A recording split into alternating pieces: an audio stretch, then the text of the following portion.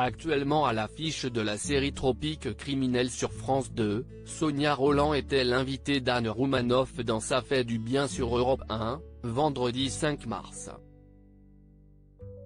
Durant cet entretien, l'ancienne reine de beauté s'est confiée sur ses deux filles, Tess et Kaina, cette année passée au sein de l'Institut Miss France, qu'elle a failli ne jamais faire, sa vie d'avant, en Afrique, puis son arrivée en France.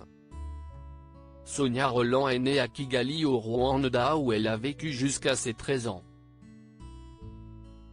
Là-bas, elle a vécu aisément puisque son père était aux commandes d'une des plus grosses imprimeries du pays.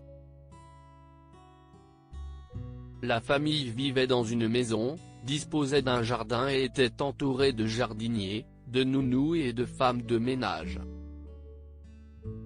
Mais ses parents ont décidé de quitter leur quotidien afin de s'installer en France, en Bourgogne. Ce fut le début d'une nouvelle vie pour Sonia Rolland et sa famille qui d'abord vécut dans un HLM, les uns sur les autres.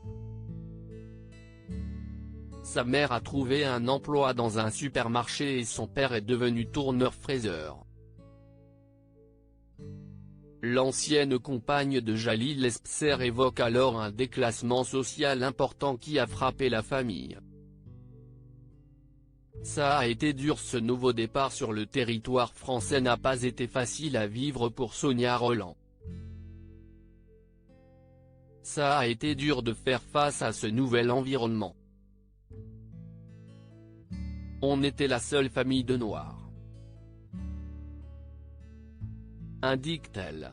Toutefois, elle précise que l'exil fut confortable car elle connaissait la langue et plus ou moins la culture.